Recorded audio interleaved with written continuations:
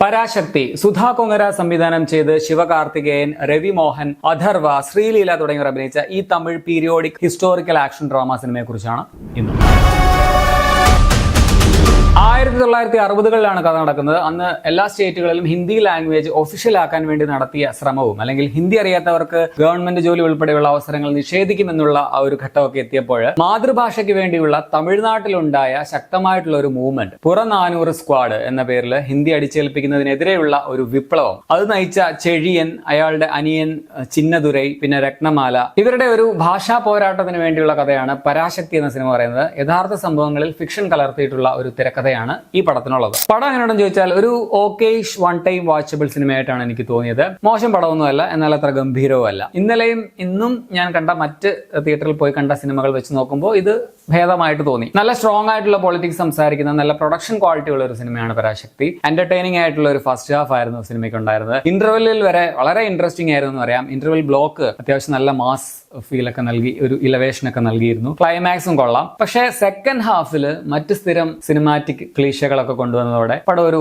Average അനുഭവമായിട്ട് മാറുകയായിരുന്നു എന്ന് പറയാം. അപ്പൊ നിങ്ങളൊരു മാതൃഭാഷാ സ്നേഹിയൊക്കെ ആണെങ്കിൽ നിങ്ങൾക്ക് തിളയ്ക്കും ചോരൻ നമുക്ക് ഞരമ്പുകളിൽ എന്ന ഒരു ഫീലൊക്കെ ഉണ്ടല്ലോ, അത് ഇടയ്ക്കിടയ്ക്കൊക്കെ തരുന്ന ഒരു പടമാണ്. എനിക്കും ഫസ്റ്റ് ഹാഫിൽ ചിലയിടങ്ങളിലൊക്കെ അത് തോന്നിയായിരുന്നു. അതൊരു പോസിറ്റീവ് ഘടകം തന്നെയാണ്. ഇപ്പോഴും ഹിന്ദി രാഷ്ട്രഭാഷയാണെന്ന് വിശ്വസിക്കുന്ന കുറെ ആൾക്കാർ നമ്മുടെ ഇടയിലുണ്ട്. നമ്മൾ അങ്ങനെയാണ് പഠിച്ചത്. നമ്മൾ ഹിന്ദി തേർഡ് ലാംഗ്വേജ് ആയിട്ട് സ്കൂളുകളിൽ പഠിക്കുന്നുണ്ട്. എന്നാൽ നോർത്ത് ഇന്ത്യയിൽ ഒരു സൗത്ത് ഇന്ത്യൻ ഭാഷ പോലും ഉൾപ്പെടുത്തിയിട്ടില്ല. എന്തുകൊണ്ടാണത്? സോ ഇങ്ങനെ നമുക്ക് തോന്നുന്ന പല സംശയങ്ങളും, ഒപ്പം തമിഴ്നാട്ടിൽ ഇപ്പോഴും ഹിന്ദി തെരിയാതെ പോട ഉൾപ്പെടെയുള്ള സംഭവങ്ങൾ ഒക്കെ കൊണ്ട് പ്രസക്തമായിട്ടുള്ള ഒരു പ്രമേയം തന്നെയാണ് സിനിമ പറയുന്നത്. ഹിന്ദി ഭാഷയോടോ ഹിന്ദിക്കാരോടോ അല്ല പ്രതിഷേധം, ഹിന്ദി അടിച്ചേൽപ്പിക്കുന്നതിനോടാണ് എന്നുള്ളതാണ് സിനിമ പറയുന്ന വിഷയവും. സോ എന്തുകൊണ്ടാണ് സെൻസറിങ്ങിലൊക്കെ ഈ പടത്തിന് ഇത്രയും പ്രശ്നങ്ങൾ വന്നത്, കട്ട്സ് മ്യൂട്ട്സ് ഒക്കെ കൊണ്ടുവന്നെന്ന് നമുക്ക് മനസ്സിലാക്കാൻ പറ്റും. സോ ഈ ഒരു കാമ്പുള്ള പ്രസക്തമായിട്ടുള്ള പ്രമേയം, നല്ല വിഷ്വൽ ആൻഡ് പ്രൊഡക്ഷൻ ക്വാളിറ്റി, ഒരു സ്ത്രീ എഴുതി സംവിധാനം ചെയ്ത സിനിമയിൽ ശക്തമായിട്ടുള്ള ആൺ കഥാപാത്രങ്ങൾ, അതും അത്യാവശ്യം മാസ് ഒക്കെ ചേർത്ത് അവതരിപ്പിച്ചിരിക്കുന്നത്, ഇതൊക്കെ പടത്തിന്റെ പോസിറ്റീവ്സ് ആണ്.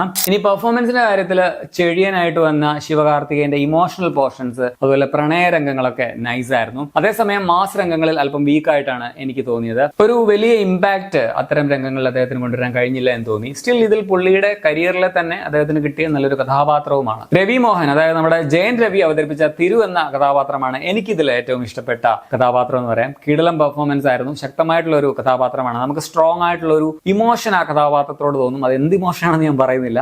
പടത്തിലെ ഒരു പക്ഷേ ഔട്ട്സ്റ്റാൻഡിംഗ് ആയിട്ടുള്ള ഒരു കഥാപാത്രം എന്ന് പറയാം. ഇമേജ് ബ്രേക്കിംഗ് ആയിട്ടുള്ള ഇത്തരം കഥാപാത്രങ്ങൾ അദ്ദേഹം ചെയ്യാൻ തുടങ്ങിയത് ഒരു പോസിറ്റീവ് ആയിട്ട് എനിക്ക് തോന്നി. സ്ക്രീൻ സ്പേസിൽ ഇവരുടെ രണ്ടുപേരെക്കാൾ കുറവാണെങ്കിലും അഥർവ അവതരിപ്പിച്ച ചിന്നദുരൈ എന്ന ക്യാരക്ടറും നൈസ് ആയിരുന്നു, നല്ല ഇമ്പാക്ട്ഫുൾ ആയിരുന്നു. നമുക്ക് ഇഷ്ടം തോന്നുന്ന ഒരു കഥാപാത്രമാണത്. അതുപോലെ തന്നെ ശിവകാർത്തികനും അഥർവയും തമ്മിലുള്ള സഹോദര ബന്ധം, അവർ തമ്മിലുള്ള ഒരു കെമിസ്ട്രി കൊണ്ട് അത് നൈസായിട്ട് വർക്കായിട്ടും ഉണ്ടായിരുന്നു. ശ്രീലീല അവതരിപ്പിച്ച രത്നമാല എന്ന നായിക റോളും സ്ട്രോങ് ആണ്, പ്രാധാന്യമുള്ള കഥാപാത്രമാണ്. പക്ഷെ ഇടയ്ക്ക് ക്യൂട്ട്നെസ് കാണിക്കാൻ ശ്രമിച്ചത് ആ ക്യാരക്ടറിന്റെ സ്ട്രെങ്ത് നശിപ്പിച്ചതായിട്ടാണ് തോന്നിയത്. ലവ് ട്രാക്ക് അത്രയ്ക്ക് വെറുപ്പിച്ചില്ലെങ്കിലും ഒരു വലിയ ഇമ്പാക്ട് ഒന്നും നൽകിയില്ല ഈ പ്രണയഭാഗങ്ങൾ. കുളപ്പുള്ളി ലീല, ചേതൻ, പിന്നെ ഇന്ദിരാഗാന്ധിയുടെ പോലെ ഒരു കഥാപാത്രമായിട്ട് വന്ന നടി, ഇവരൊക്കെ കൊള്ളാമായിരുന്നു. പിന്നെ ഒരു മലയാള താരവും മറ്റൊരു നടനും സിനിമയിൽ ക്യാമിയോ റോളിൽ വന്നിട്ടുണ്ട്. എനിക്ക് തോന്നുന്നു ശിവകാർത്തികന് കിട്ടിയതിനേക്കാൾ കൂടുതൽ കൈയടി ആ ക്യാമിയോ റോളിന് തിയേറ്ററിൽ കിട്ടി എന്ന് ഫീൽ ചെയ്തു. ടെക്നിക്കൽ സൈഡിൽ രവി കെ ചന്ദ്രന്റെ ക്യാമറ മികച്ചതാണ്. ചില ഫ്രെയിംസ്, പ്രത്യേകിച്ച് തുടക്കത്തില് രാത്രിയിലെ ട്രെയിനിലൊക്കെ ഉള്ളത് കാണാൻ ഭയങ്കര രസമുണ്ടായിരുന്നു. ഭയങ്കര ക്രിസ്റ്റൽ ക്ലിയർ ആയിട്ടുള്ള വിഷ്വൽസ് ആയിട്ട് എനിക്ക് എന്തോ എടുത്തു തോന്നി. ഇനി ഇതിന്റെ കളർ ടോണും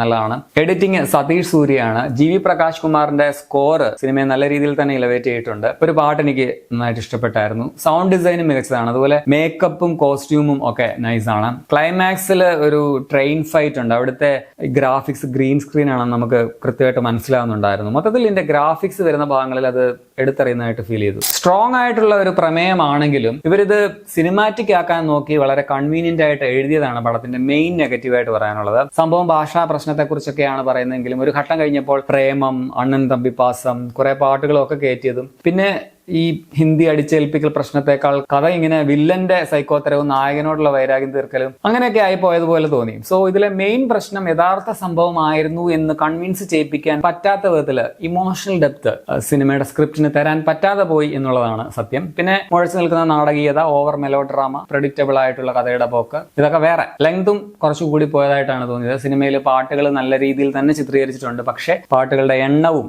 നീളവും കൂടുതലാണ്. അതൊക്കെ ഒഴിവാക്കുകയാണെങ്കിൽ തന്നെ ഒരു 10-20 മിനിറ്റെങ്കിലും സിനിമയുടെ ലെങ്ത് കുറയ്ക്കാൻ പറ്റിയേനെ. അതുപോലെ ചിലയിടങ്ങളിൽ വളരെ കട്ട തമിഴ് അല്ലെങ്കിൽ പഴയ ഈ സാഹിത്യത്തിലൊക്കെയുള്ള തമിഴില്ലേ, അതാണ്. അതുകൊണ്ട് എല്ലാ ഡയലോഗ്സും കൃത്യമായിട്ട് മറ്റു ഭാഷക്കാർക്ക്, അത്യാവശ്യം തമിഴ് അറിയാവുന്നവർക്ക് പോലും മനസ്സിലാക്കണം എന്നില്ല. സോ മൊത്തത്തിൽ ശക്തമായിട്ടുള്ള ഒരു ബേസിക് പ്രമേയം ഉണ്ടായിരുന്നു. പക്ഷെ അത് സിനിമാറ്റിക് ആക്കിയപ്പോൾ മൊത്തത്തിലുള്ള ഇമ്പാക്റ്റ് നഷ്ടപ്പെട്ട ഒരു സിനിമയായിട്ടാണ് പരാശക്തി തോന്നിയത്. കുറച്ചുകൂടി മെച്ചപ്പെടുത്തിയിരുന്നെങ്കിൽ ഗംഭീരമായേനെ എന്ന് തോന്നിയ ഒരു സിനിമ കൂടിയാണ്. പക്ഷെ ഇതിന്റെ ഒരു വിഷ്വൽ ക്വാളിറ്റിയും കുറച്ച് നല്ല മൊമെന്റ്സ് ഒക്കെ എനിക്ക് ഇഷ്ടപ്പെട്ടു. അതൊക്കെ കൊണ്ട് ഒരു ഓക്കേഷ് വൺ ടൈം വാച്ച് എന്ന് പറയുന്ന ഒരു സിനിമയാണ്. പടം നിങ്ങൾക്ക് തിയേറ്ററുകളിൽ കാണാം. 2 മണിക്കൂർ 42 മിനിറ്റ് ആണ് സിനിമയുടെ റൺ ടൈം. 18+ ഒന്നും എല്ലാവർക്കും കാണാം. അപ്പൊ നിങ്ങൾ ഈ പടം കണ്ടുള്ളവരാണെങ്കിൽ നിങ്ങളുടെ അഭിപ്രായം കമന്റിൽ രേഖപ്പെടുത്തുമല്ലോ. ശരി.